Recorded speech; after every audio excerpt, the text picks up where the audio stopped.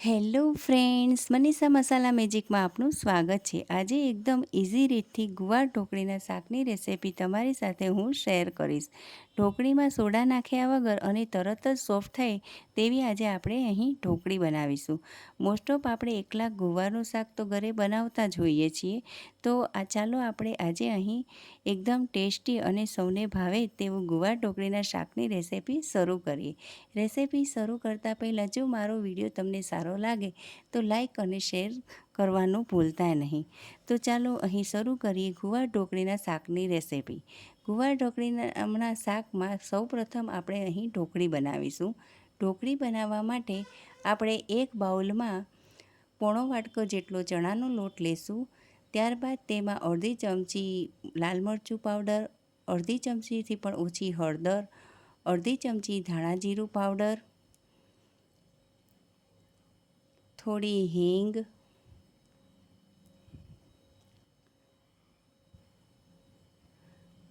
થોડું ગરમ મસાલો, થોડો અજમો આ રીતે હાથમાં આ રીતે મસળીને આપણે તેમાં ઉમેરીશું, જેથી તેમાં સુગંધ સરસ આવશે।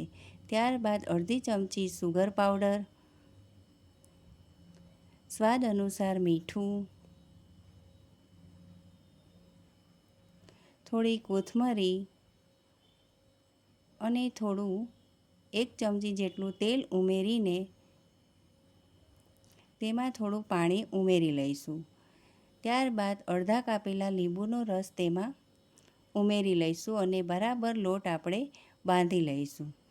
આ રીતે લોટ બંધાઈ જાય એટલે થોડું તેલ ઉમેરીને આપણે લોટને બરાબર સ્મૂથ કરી લઈશું અને 5 મિનિટ સુધી રેસ્ટ કરવા માટે રાખી દઈશું। ત્યારબાદ એક વાસણમાં થોડું પાણી ઉમેરીશું અને ગેસની ફ્લેમ હાઈ રાખીશું અને તેને ઉકળવા માટે રાખી દઈશું।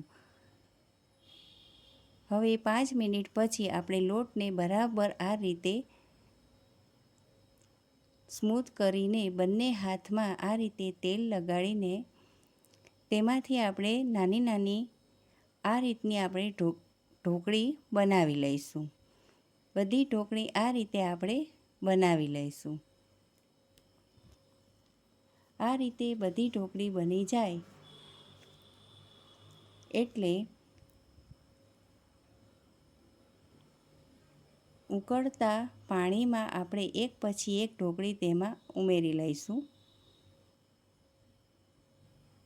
બધી ઢોકળી ઉમેરાઈ જાય અને 5 થી 7 મિનિટ થઈ જાય એટલે આપણે ઢોકળી બરાબર ચડી ગઈ છે કે નહીં તે જોવા માટે ચમચીથી આ રીતે એક ઢોકળી લેશું અને ચપ્પુની જે ધાર વગરનો ભાગ હોય તેનાથી આપણે આ રીતે ઢોકળીને કટ કરી લઈશું। જો તરત જ કટ થઈ જાય તો આપણી આ ઢોકળી ચડી ગઈ છે ને ગેસ બંધ કરી લઈશું। હવે એક પેનમાં 3 ચમચી જેટલું તેલ ઉમેરીને ગેસ ઓન કરશું। તેલ ગરમ થાય એટલે એમાં થોડી રાઈ, જીરું, હિંગ, થોડા ઝીણા સુધારેલા તીખા મરચાં ઉમેરી લઈશું। મેં અહીં પહેલેથી જ ગુવાર બાફીને તૈયાર કર્યો હતો, તે ગુવાર તેમાં એડ કરી લઈશું।